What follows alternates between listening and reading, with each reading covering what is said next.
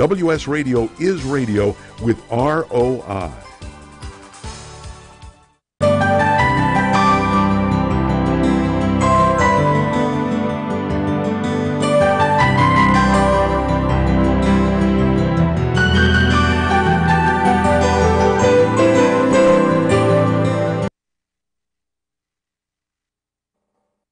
Talk to me. WSRadio.com.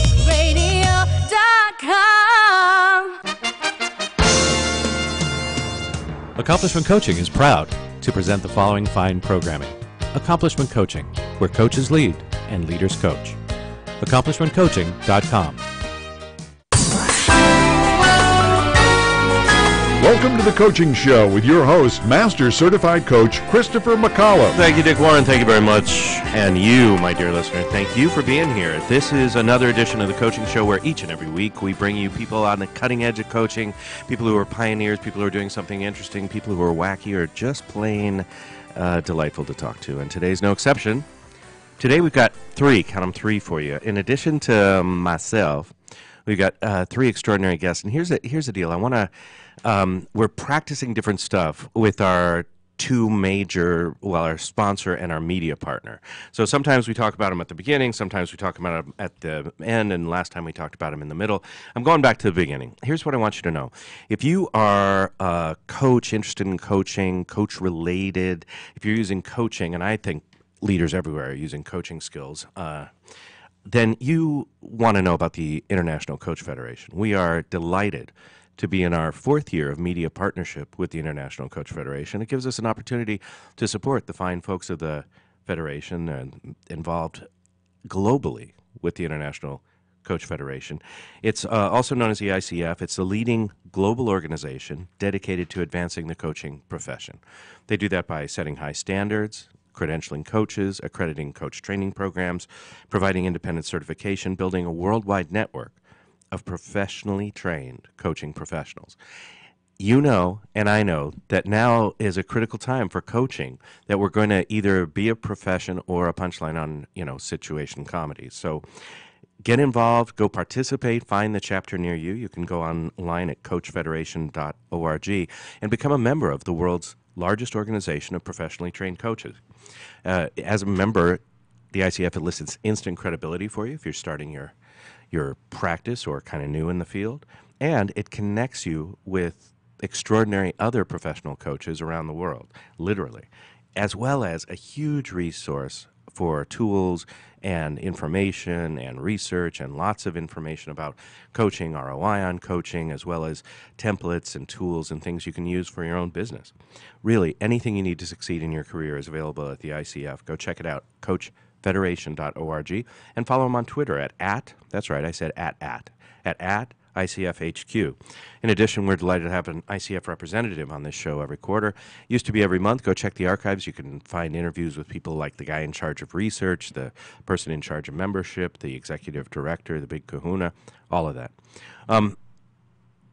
The other person, place, and thing you need to know about, that's a noun, is, look, if you're like me, well, God help you. But if you are, when you go looking for training, when you go looking for education or service or support, you look for the best.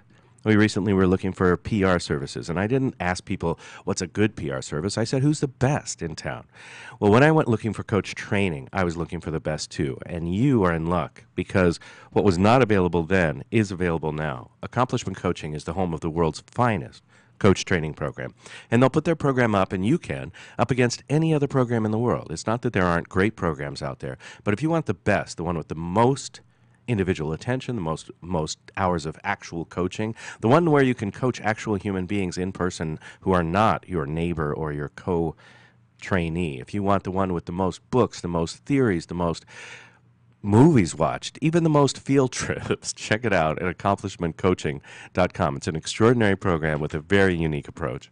Ontologically based, meaning being based work that they do is applicable in any endeavor. So if you know the niche that you want, it can be used in that. If you want to explore different niches, there's everything from work with individuals and couples to works with teams and organizations, all of that through Accomplishment Coaching. Check them out at accomplishmentcoaching.com. Here's my favorite thing about them. You, just you right now, just you being you, could go and observe the coaches training program from Accomplishment Coaching in person in a bunch of different cities for free. They invite people to come in to see behind the curtain of coach training. It's not a presentation. It's not a scripted deal. They just do their work, and you get to see their approach and how the instructors are and how it works. Check it out, Accomplishment Coaching. Here are the cities that one is likely near you. San Diego, California, Seattle, Washington, Chicago, Illinois, the Windy City, New York City, the Big Apple, our nation's capital, Washington, D.C., and couldn't we use some coaching there now? As well as in Canada, Victoria, Canada, which is a charming and delightful little burg near Vancouver. Once again, accomplishmentcoaching.com. That's your spot. All right. We are in the presence of greatness. You, my friends, have shown up on the perfect day because in addition to a couple of very interesting guests, we've got a neurosurgeon on today.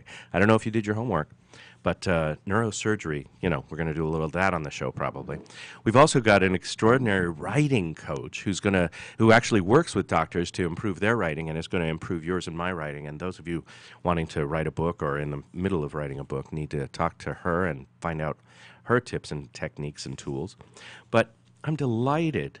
The presence of greatness today is our guest co-host joining us from her palatial manse in New Jersey, is one of my favorite humans on the planet, an extraordinary coach and a leader and a pioneer in the field of coaching.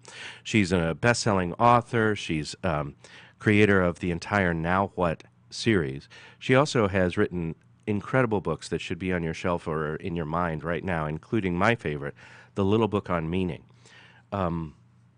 She's also written Take Yourself to the Top and just tons of other books. An extraordinary woman, I'm proud to say, my friend since 2002, the great, the powerful Laura Berman Fortgang. Hello. Hello. How fun is this that we get to hang out together and co-host? I'm so excited. Tell me you got a lot of things on your plate. You've written Take Yourself to the Top, Living Your Best Life, The Little Book on Meaning, my favorite, which I brought just to wave at the cameras, and The Prosperity Plan, and Now What? What's shaken for you professionally recently? What's got your attention? What are you working on? Well, Now What, 90 Days to Life Direction, came out in an updated edition in 2015, and which led to a TED Talk, which now has over 400,000 views. I forgot to look at it today to see where it grew to. And that has brought phone calls from all over, or emails and phone calls from all over the world, people wanting to break out of what's expected of them and figure out what they're really meant to do with their lives. And lately, I'm very curious about how we could change high school guidance, because most of the adults that I work with that are making a midlife change or some kind of a change, I can point back to how they made the first decision in high school. And I think we're teaching kids all wrong. So that has my attention. Awesome. Besides running for office, but that's done for now. Let's talk about that. So you, dissatisfied as many people were with the outcome of the election in November of 2016, what did you decide to do? What happened and how to go? Well, sadly, my father passed away just a couple of days after the election, and our journey of his passing started with wanting to get him out to vote, and lo and behold, he didn't know what happened, which is good. But I woke up with a voice in my head saying, "You're going to run for office someday," and I was like, "Oh yeah," my inner critic had a lot of fun with that. Went about the business of trying to get my family back on their feet after a loss, and just the universe collided, or what I shouldn't say collided, I should say conspired to have me run for office. Because I went to the Women's March on January 21st. I had a meeting in my kitchen with 4 other women on February something about what could we do. And we decided to look at our own district. Who are our legislators in our little district, not our congressional district, but our local district. And we discovered horrendous things. And they kept calling for someone to run for office. Someone needs to run. And I just was like, okay, me. And within a week, I had an experienced field director become my campaign manager. They got me to meet this person, that person. I mean, it just went so fast that I ended up running off the line. On the line means when all the party bosses go, yeah, you're our choice.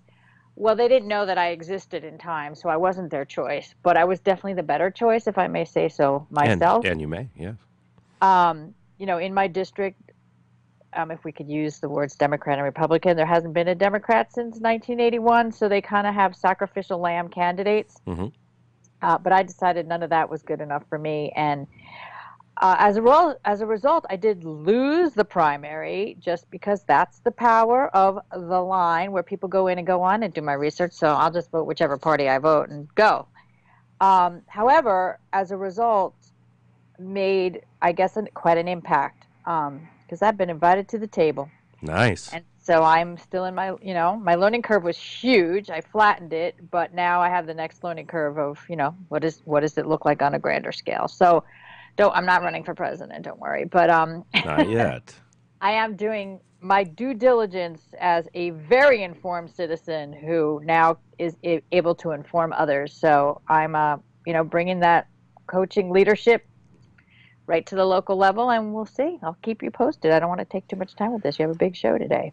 Well, you're part of the big show. Let's talk about Now What. So Now What is a process. It's a bit of a formula. It's like start here and you'll end here for people who want to do what? Okay, so if you're one of our coaches out there listening in the world and you do career coaching or you think you might be curious about doing career coaching, I do an unconventional process that I train coaches in once a year, and it just happens to be coming up in October that I have my once-a-year training. It's all virtual. No one has to travel anywhere, so it's very accessible. And I teach coaches the methodology in Now What 90 Days to a New Life Direction. We kind of used to coaching maybe not having as much structure, but this structure does two things. One, it gives clients a beginning, middle, and an end, and it's like, okay, 90 days, and you're going to have clarity on what you want to do with your life. So the client feels comforted. And as a coach, just knowing that you can offer people something with tangible results and also piggyback on the reputation that we've built with this product for 15 years helps coaches establish themselves more quickly or increase their practice if they're already established, but looking for something that can be a cornerstone for them. And I mean, I don't know why I was about to call you Patrick. Christopher, you've known me for a long time. You can call me whatever you want, yeah. Is that your middle name, maybe? I'm psychically picking up on sorry, it. All right, no. so much I for could that. change it. You know me a long time. Yep.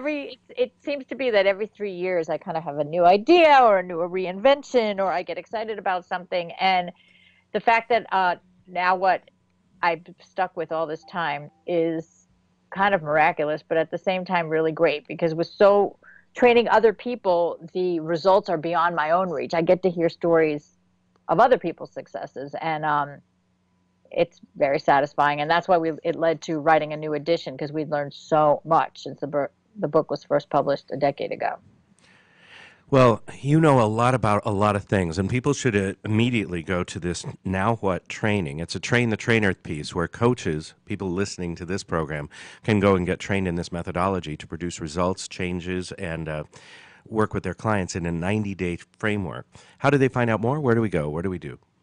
Well, you want to go to nowwhatcoaching.com, and specifically, if you want to look at the training, it'll say right there, to click on the training, but you can go to / oh my gosh, Christopher, what did I do with it? You have it in front of you. I do. You name it. Okay, so first of all, you can't go wrong if you just go to nowwhatcoaching.com and find it. Now, there's a / NWFT 2017, Now What Facilitator Training 2017 is if you want to get right to the link, okay? It starts October 10th, and you, my friend, if you are within the sound of our voice, you want to be there, because it doesn't matter where you live. It's a virtual thing. You get to spend time with Laura, you get trained on this, and then you can provide that as an additional offering to your clients. You want to do that. Hey, Laura, you made your name, you got your fame, you got to be on Oprah a million times by writing books. And so you know that there are those of us that will write no matter what. And then there are those of us like me who don't want to, are uncertain, are tentative at best. So I'm delighted that our first guest today, I mean our second guest because you're our first guest, is book writing coach Lisa Tenner. She helps people write books, but more than that, they're actually books that you've heard of. She's an award-winning book coach, and she is trained to offer support to authors, whether they're first-time authors or people working on their book proposal, people who don't know how to write a book, or even experienced authors and published authors like yourself. Shall we get her in here and talk about books, the whys, the hows, and all that about books? Absolutely. This is so great for people, because how many coaches come to me and say, "Oh, you've written a book. I want to write a book." So, yeah, Lisa, I can't wait to hear. And I'm sure that immediately then you get the invitation to a show like Oprah. All right, Lisa Tenner is a writing coach and advocate for the power of the written word. She's joining us today. Where are you? Look around outside, Lisa. Where are you? I am in Saunderstown, Rhode Island. The wind is blowing, but so far we're okay. It's just a little gift from one of the many mega hurricanes. We should, by the way, shout out to our listeners in the Caribbean and throughout there, and send our thoughts and prayers and healing to those folks, the people in Texas, the people in Florida, and the people in Mexico City, among others. Lisa, here's me. I'm a guy who knows some stuff. I'm like the natural enemy of everyone. I'm a middle-aged white man who thinks he knows stuff. And I got people come up to me from time to time and say, "Oh, you're great. You should write a book," in that tone. And I don't see the return on investment. I don't see the benefit. Why should we write books? Well, you know what? I'd love to take a step back and say, if you don't feel excited about writing a book and you don't feel a passion about it, I'd probably say you probably shouldn't write a book. Do all the stuff you're doing. You're reaching people with your radio show, reaching people with your coaching and training. So, I would say if you don't feel really excited about writing a book, I wouldn't try to talk you into it. On the other hand, I think there are a lot of people who do feel excited but really tentative, or have a lot of self-doubt, and maybe they didn't even get good grades in English when they were in high school, but for whatever reason, feel overwhelmed by it and not sure. And to those people, I would say there's lots of great reasons to write a book. One is that you really end up systematizing what you're already teaching and using when you coach people.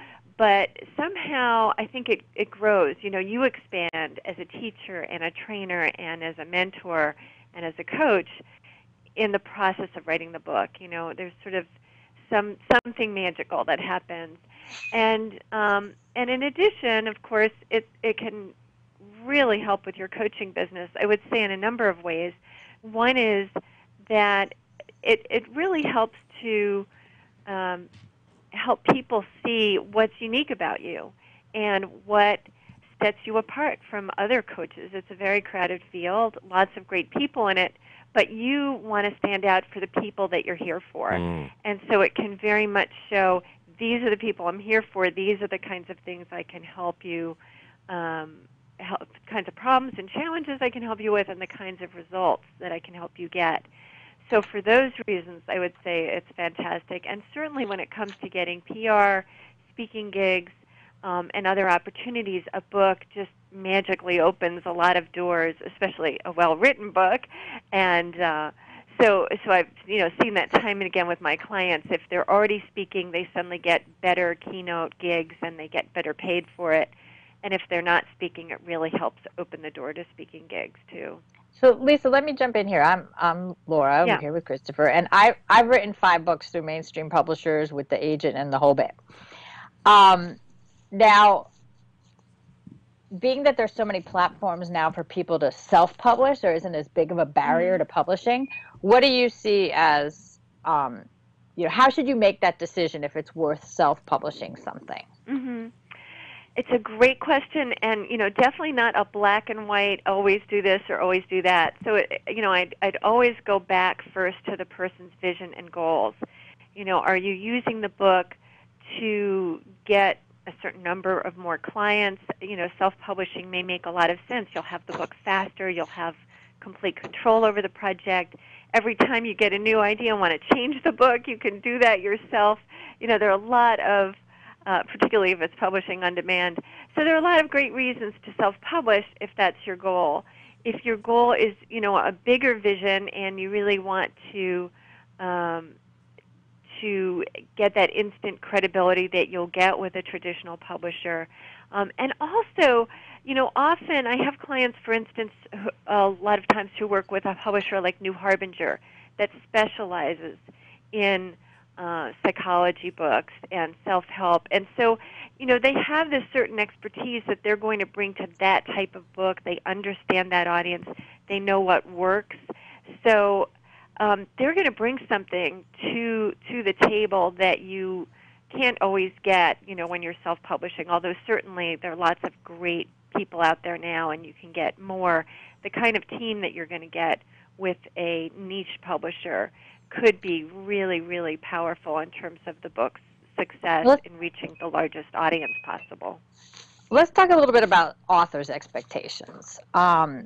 Because, there's certainly benefits to going with a mainstream publisher, and yet, my first editor, I said, I kind of got discovered and got to write a book, and I said, now that I've written one, everyone's going to ask me to introduce them to you. Everyone's going to want me to help them get to you. What are you looking for? And his answer was, I don't care how good the idea is. Show me you can sell a book. So, right. So let's talk a little bit about the expectation, because some people think, I'm going to write a book, I'm going to be an Oprah, it's going to happen instantly. And that's not the reality. So how do you temper people's expectations also as you go to work with them on a book? Right. So, a number of things, but certainly I'd say one of the things is to, and I keep coming back to this, but, what are their goals? And, if it's to be on Oprah, let's go a little deeper about what they truly want and what's coming from a really authentic place. And that may be a piece of what they want.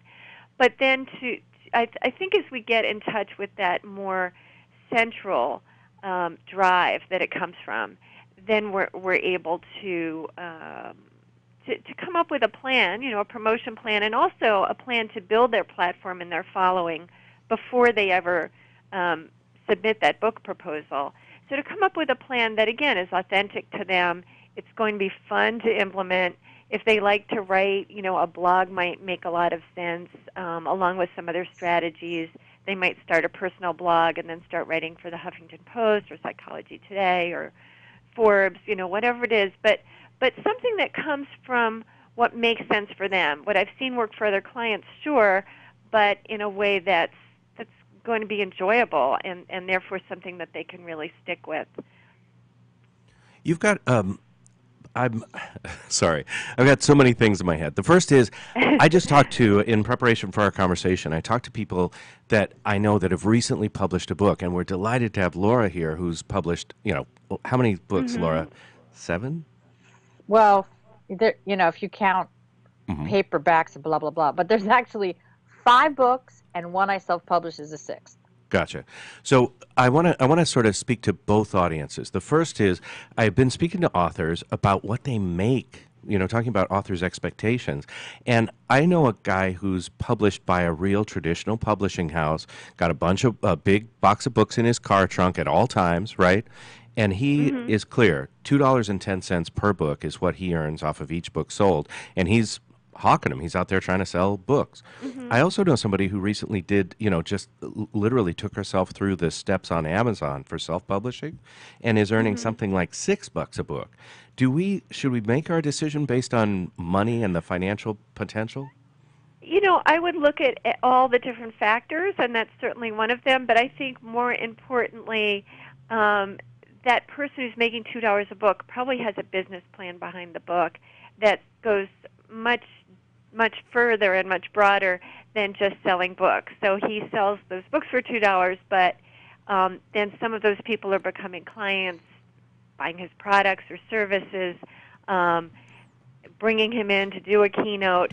So it's real, or consulting gigs. So all of those things are really what the book is paying for. And the sales are nice, but they're really part of a bigger picture of how you want to be engaging with, that sort of core part of your readers that's going to want to do more with you. Yeah, I'd have to second that, Christopher, that if you look, I mean, the days of big advances for unknown people are gone, so you're not going to make like a ton of money to sit down and write your book, unless you're Hillary or somebody else. So you've got to think of it as, am I willing to make this investment, and where is it going to pay off? And it's not in the book. You have to sell a lot of copies to get handsome royalty checks. It's what will happen to your fees because you built a credibility around a book. Gotcha. So go ahead.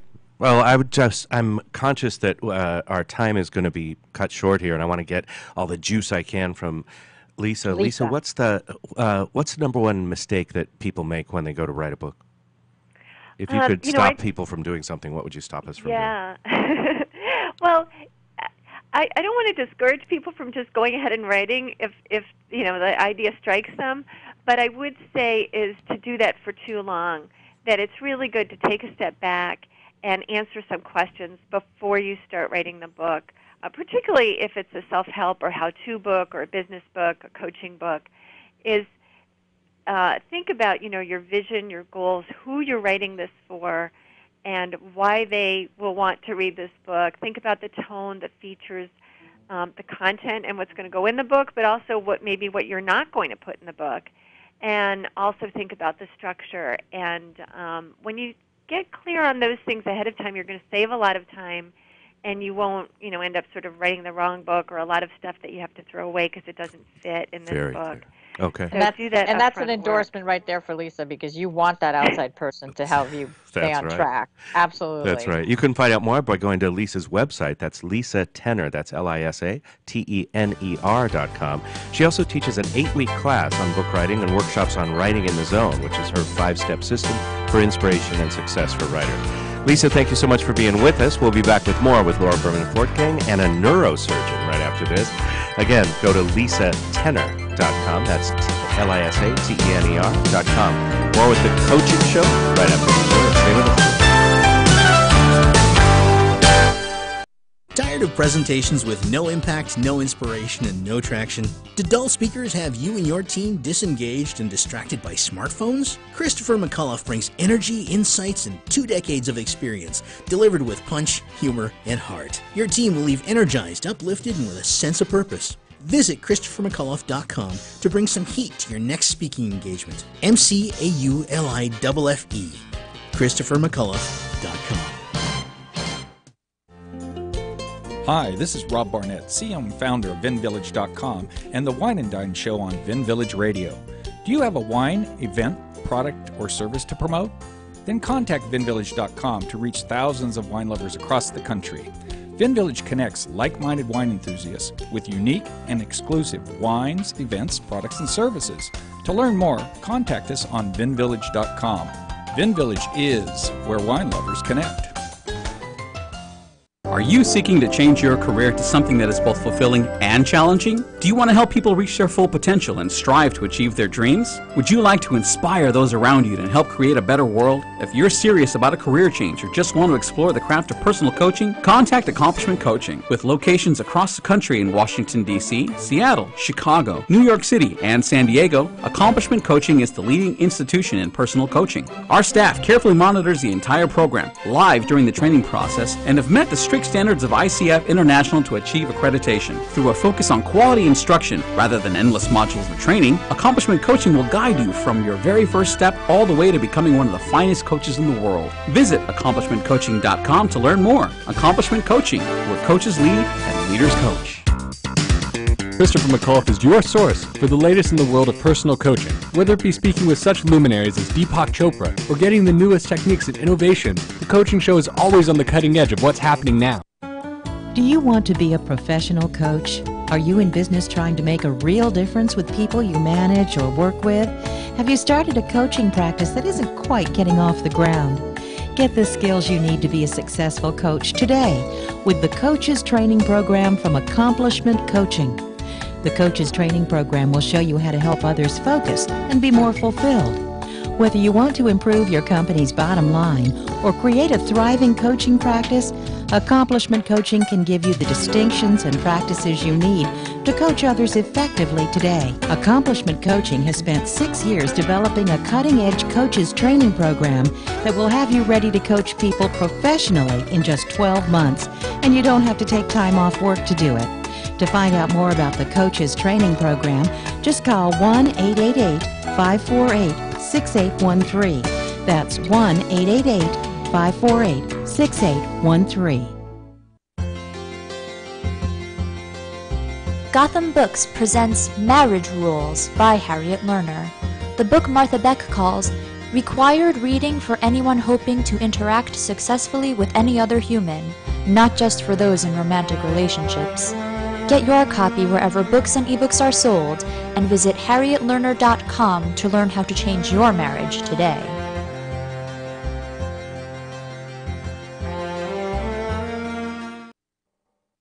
Talk to me.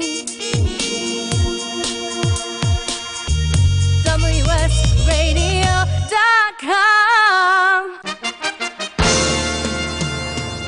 Accomplishment Coaching is proud to present the following fine programming. Accomplishment Coaching, where coaches lead and leaders coach. AccomplishmentCoaching.com. Welcome back to the Coaching Show with your host, Master Certified Coach Christopher McLaughlin. Thank you very much, and I am delighted, honored, and just thrilled to have as our special co-host joining us today for one day only as our co-host, Laura Berman Fortgang. She's celebrating 25 years as a coach, truly a pioneer in the coaching profession. She's also got 5 best-selling books, New York Times best-selling books, now in 14 languages, and the Little Book on Meaning, my favorite of those books, which I'm holding now for the camera people, is a finalist for the Better Books for a Better Life Award, alongside little people you may never have heard of, like the Dalai Lama. She's got the 10th anniversary edition of Now What? 90 Days to a New Life Direction out, which led to a TED Talk, TED Boca, which now has over 400,000 views. So check her out on the TED Talk. Get the books, especially Now What? And if you are a coach or a leader and want to get the tools from the toolkit of Now What? 90 Days to a New Life Direction, she's got a Train the Trainer program coming up starting in October of this year. Only once a year it's available, and you actually work with Laura. It's virtual, so you can be in the privacy of your own home or someone else's.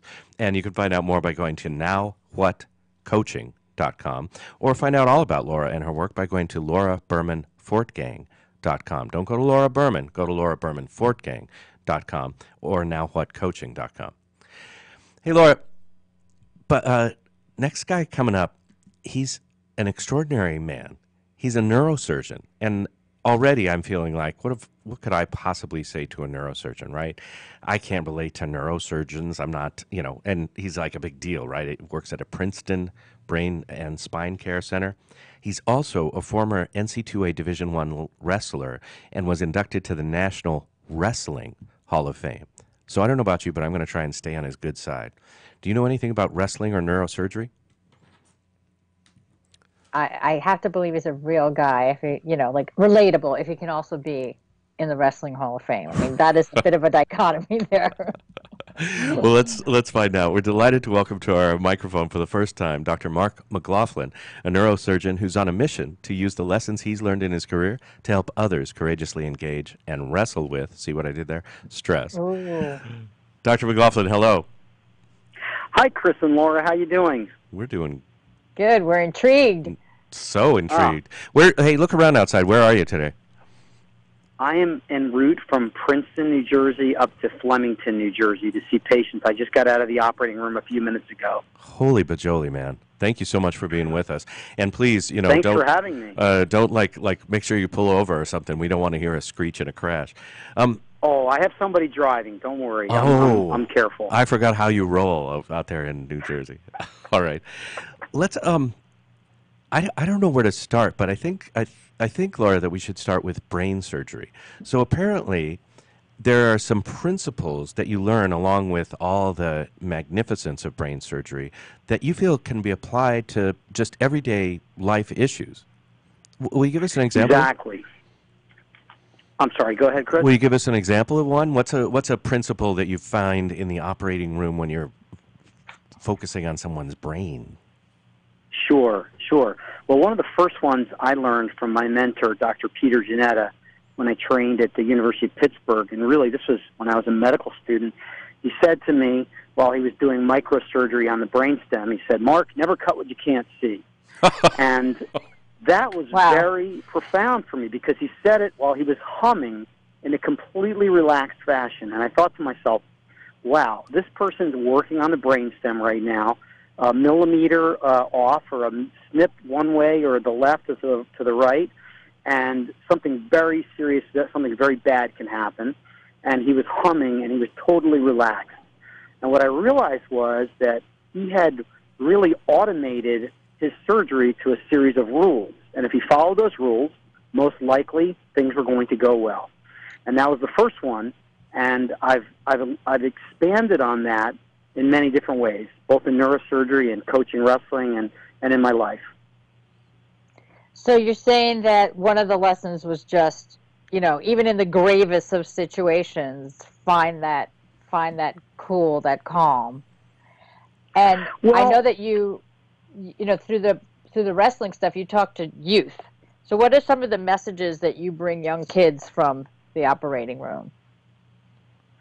So any of the stories that I have of neurosurgical struggles, I will share with the wrestlers. I coach 3rd through 8th graders, and I will try to, sort of water down the story, simplify it to something that the kids can understand. For instance, years ago, early in my career, I remember coming down on a very difficult tumor at the base of the skull, and it was compressing a very important structure called the medulla, which is it's sort of your I-95. It's your respiratory center. It controls a lot of bodily functions. And as I got down to that tumor, I realized, oh my gosh, like everything right here matters 100%. You have to be perfect. And I got a little scared for a second. And I heard this voice in my head that said, maybe you can't do this. And I said, wait a minute, what are you talking about? You trained your whole life to do this. And they said, well, maybe this is going to be too hard to get done. And I said, no, I can do this. Get around it, shrink it, remove it. Get around it, shrink it, remove it. And what I said to the kids was, this is a little mini conversation that I had in my head, little voices that sometimes at your greatest challenge will pop into your mind, and you need to wrestle with them. You need to look them square in the eye and say, no, sir, go back in your closet. I'm closing this door, and I'm not listening to you. So is this what we could expect from your upcoming book in terms of lessons? It's not so much about the brain, but about how you do delicate, high-stake work in the state that you create. What can we expect from the book in terms of those lessons? Well, I've always been fascinated with performance. Even in high school, I had the privilege of being associated with Dr. Nate Zinzer, who's a brilliant neuro psychologist who helps in performance. He works at West Point. And I was fortunate to work with Dr. Zinzer very early on in my career in wrestling. And then as I went to Pittsburgh and began surgery, I realized, surgery is simply another performance-based sport, only the stakes are a lot higher. And, I was a student of performance and working with Dr. Zinzer. I just learned so much from him about how to engage yourself and follow practices that optimize your performance. And the more I learned, the more I realized that the rules that you follow in neurosurgery can become so ingrained in you that actually I follow them in my life as well. Those rules like never cut what you can't see. What does that mean? I mean, that means always have every perspective you possibly can have on something before you make a move that's going to burn a bridge. Before you make a decision, an important decision, you need to have all perspectives. And you need to have the field fully illuminated which is another important part of neurosurgery. Sometimes just shining a light in that last little corner will show you where the problem is, making that last little turn.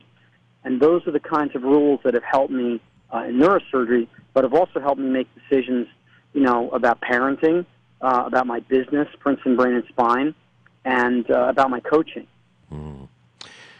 You're an extraordinary guy. I haven't talked for a few minutes because I'm picking myself up off the floor. I'm flabbergasted. Here's a guy who this morning was in somebody's skull making a difference and potentially saving their life. And now in between things, he's joining us to talk about life's lessons and core principles that he's taken on.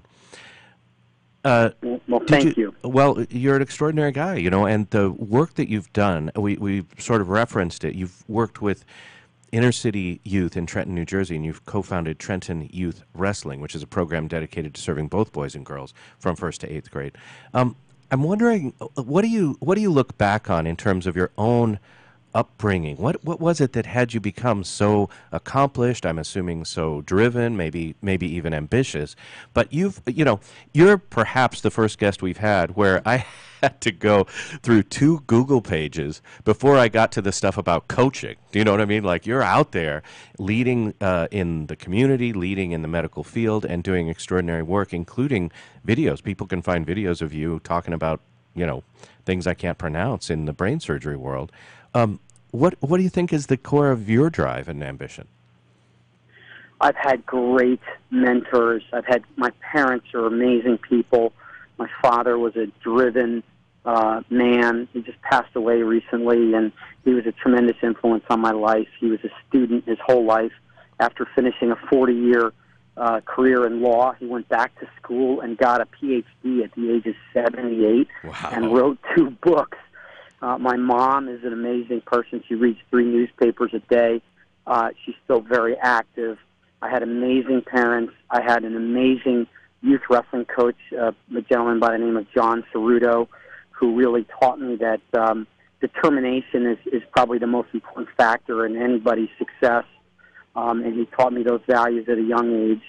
And that's really what inspired me to go back into coaching. I had young kids that were interested in wrestling, but I just loved passing on those lessons that Coach Cerruto taught to me. And I started it in Princeton. We've been doing it in Princeton for about 15 years. And about a couple of years ago, I realized, gosh, we can, what if the kids in Trenton had mentors like I had? What if they had exposure to the kinds of people that I had? Wouldn't that be a great thing? And I just love it. I want to share it with all those kids, and we've got a great group of people in Trenton who are helping, including the Bethea family, who I had the privilege of coaching some of those boys, and their father Alex and I are heading up the youth program with some other dedicated individuals. It's extraordinary. Thanks for all the great work that you do in and out of the wrestling world and in and out of the neurosurgery world as an operating room. What's when you look at your life, are you a family man? Do you have kids?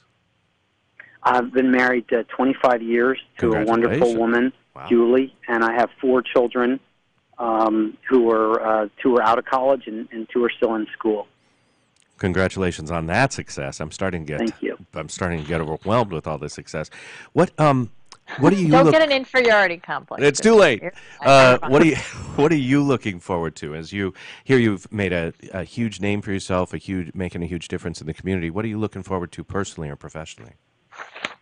Well, I'm really excited about this book that I'm working on, and it's a book about something called cognitive dominance. And, that sounds a little Darth Vader-esque when you first hear the words cognitive dominance. But I did want to wear black. Yeah. Okay. It's not that at all. It's really just about being as effective as you possibly can in challenging situations. And it's a term I picked up at West Point. I've had the privilege to be a guest lecturer in Dr. Zinzer's class, The Psychology for Elite Performance. And I came across this word that the military uses. And what it means is it's enhanced situational awareness in order to facilitate rapid and accurate decision-making under stressful conditions with limited decision-making time. And when I first heard that word in the definition, I said, oh my gosh, that's neurosurgery. Mm-hmm. But it's also parenting, and it's also business, and it's also life. So it's really something that I think I don't claim to master it. I claim to be a student of it, that I continually am learning how can I get better at this cognitive dominance thing, and what has neurosurgery and coaching wrestling taught me about cognitive dominance. And so what I've compiled is a series of stories and vignettes of my neurosurgical training and in my coaching, and I've sort of combined those two into the rules of neurosurgery to share my reflections on cognitive dominance, with the hope that the reader will see their own path to a more effective self. And that's sort of the gist of the book. It's amazing, and I just love cognitive dominance. I'm envisioning the clubs that will form, secretly in the middle of the night. Laura? You can coin a new phrase, cognitive dominance. And, can we package it? Can we sell it? Right. The book will be the start, I'm sure, right? Indeed. What? Just excited to share it. It's a really interesting thing. I'm in my early 50s, and I'm at a point where I want to share what I've learned. And by sharing it, I actually gain a better understanding of it. Mm-hmm. I actually get more out of coaching, I think, than the kids get from me, because they inspire me and they help me reflect on what's important in my life and how can I make it better. You've had your own kids, you've seen other kids, you're supporting kids. If you had one thing, when you can boil it down to like the most important thing that you could give parents or take away from parents in terms of raising kids, what would it be? I'm still learning this today, Chris, but I think that parenting is a sales job. And the stronger your sales skills are, the more effective parent you're going to be. And I'm still learning this kind of sales technique. Kids don't take suggestions. They will only follow something that you are purporting to them if they know that that's really in it for them. And that's, so surgery sales too. When I see somebody in the office, they need to feel a trusting connection. They need to feel that I'm doing what's in their best interest. And if they feel that way, then they're willing to, sign on the consent form and go ahead with surgery and trust their life with me. And it's the same thing with parenting. The first step, I think, is to get your kid to understand that you want the very best for them, and you're willing to do whatever that is for them. And you would never, ever do something or suggest something for them that's not in their best interest. And so you've got to find a way to make them, in their own perspective, realize that this is in their best interest. And it's a skill set. It needs work. It's not something that you're born with. And it needs to be practiced and role-played with your spouse so that you can get good at it before you have a conversation with your kid that's really important about them making an important decision. I'm going to put on a plaid jacket, a wide tie, and go ask my kids, what would it take to get you into some good behavior today? Exactly. That's scary. So, do we have time for more questions? Yes. Okay, so Dr. McLaughlin, let me ask you this. Connecting... Oh, I did have one. Wait a minute. Where did it go? Are you drunk during the day again? Because we talked about it. Well, first of all, please call me Mark, Laura. Okay, please call me Mark. Everyone calls me Dr. Laura, even though I'm not a doctor. Oh, but stop, Mark. Yeah. So earlier in the show, we had Lisa, who's a book coach and someone who helps people with books. So since you're on your way to writing a book, why don't we tie this all together for everybody, our listeners? A lot of them are coaches who might want to write a book. What's your process so far? Are you having someone coach you along? Are you doing it on your own? Do you write every day? Tell us a little bit about your writing process. I have an amazing agent who is a great advisor for me, and many times he can take one or two sentences in a vignette that I'll have and make it turn in a way that's very, very effective. So I rely on that person. I would love to write every day. My day job kind of gets in the way sometimes. Yeah, but I do find that my best times are 5 a.m. to 6 a.m. in the morning when I'm alone and thinking. And if I can get myself to that spot on the computer, I can usually do some good work. So the routine that I usually have is I get up at 5. That first hour is my personal time. I try to meditate. I try to look at my planner. I still have a written planner. I use a Franklin planner system. I know it sounds archaic, but it's the only way I can follow my notes and my tasks. I'm still a paper person. You stay with it. It's cool. and I tackle my file system, which is, a daily file system that has tasks in it. And then once I've done that, then I try to hit the writing. But there are some weeks that are more inspiring to me. When my father passed away, I just recently had the feeling of I have to write about this. And on those days, I literally will wake up at 3 or 4 o'clock in the morning because a thought will come to me, and I will have to start writing. So it's part inspiration, but mostly it's perspiration, and it's getting in front of the desk and doing it. Absolutely. I'm a big believer in coaches. I have coaches for everything that I do because I don't know everything about writing. I don't know everything about business. So I have to reach out to people and get other perspectives. That's part of never cutting what you can't see. Beautiful, beautiful. I like how you tied that in. What I love that your advice was sort of for parents and kids. I love hearing your process. By the way, Laura, I don't know about your process, but have you heard Paulo Coelho, the author of The Alchemist? Somebody asked him what his process was for writing, and he said, first I get up, I get ready, and then I procrastinate for 2 to 3 hours, and then I write. It sounds, Mark, like you don't have, Dr. Mark, like you don't have 2 or 3 hours to waste in a day, so you just got to get to it.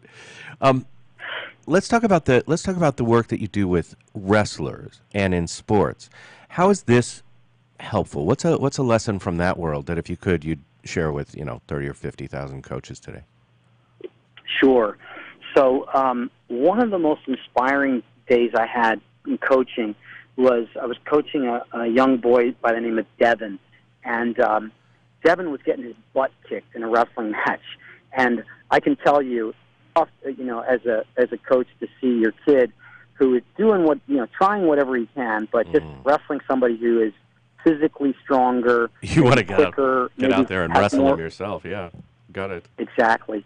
And also, you as a parent, to see your kid, wrestling is a physical and emotional sport, and to see your kid, really taking his lumps against a superior wrestler is a hard thing. And poor Devin was not having a good day. And after the end of the second period, he was tears were coming down his cheeks. He had just gotten out of bounds just before he was about to get pinned, and we were going into the third period. And I saw him, and I had been there. I knew exactly what he was experiencing. I said, I got to change this. I've got to do something about this. And this is, he wasn't having the greatest season. This could be the match that he just says, you know what? I've had enough of this sport. This is too much. This is too much of a grind. So I got him over to the side and said, listen, we're going to take an injury timeout. So I took to the ref, and we got a little injury timeout. I get a 30-second timeout. And I looked him in the eye, and I said, listen, Devin, I got to tell you something. You're not going to win this match, okay? Which is not something that the kid expected his coach to tell him. Right. I said, you're not going to win this match, okay? But I'll tell you what you can do. You can score 1 point on this guy. You can get 1 point. I know you can. You're going to be on bottom in this third period. And all I want you to do is hit every single move you know. Hit it as hard as you can. You have 1 minute. You can score 1 point. I believe you can do it. Can you do it? I'll try, Coach. No, Devin. Don't tell me you can try. Look in the eye and say, I'll do it. And after about 15 seconds, he looked me in the eye and said, I'll do it. He went back out there, and he hit every single move. When the whistle blew, he hit every single move. He hit a stand-up. He hit a switch. Beautiful. He hit a sit-out. He hit a stand-up. He hit a switch. He hit a sit-out. And 57 seconds went by, and every single time he hit that move, this kid took him down to the mat. Took him down to the mat. Took him down to the mat. Took him down to the mat. Well, at 57 seconds, the kid on top, who was clearly a superior wrestler, locked his hands instantaneously to try and hold Devin down for 1 second, and the ref stops the match because that's a penalty point for Devin. Nice. Okay? So they stopped the match. I looked at Devin. His parents are in the stands, and I go, you know what you just did? You just scored 1 point, and there's 3 seconds left. And there are about 3 seconds left for us, so I want to thank you very much. What an excellent point to end on. And make the best out of what you can, even in a terrible situation. Make the best out of it. That's what he did. That's it. And that's Thank Dr. you, Mark Dr. Mark. McLaughlin. You can find him on the web all over the place, but not the least of which is markmclaughlinmd.com. That's Laura Berman Fortgang. Go to laurabermanfortgang.com and immediately go to nowwhatcoaching.com and sign up for her October program for the Now What Train the Trainer. That's another edition of the Coaching Show. I thank you and all of our guests for listening. We'll talk to you next week. Join culinary masters and legendary winemakers for one of the largest Epicurean celebrations, the 14th Annual San Diego Bay Wine and Food Festival. From November 12th through the 19th, this week-long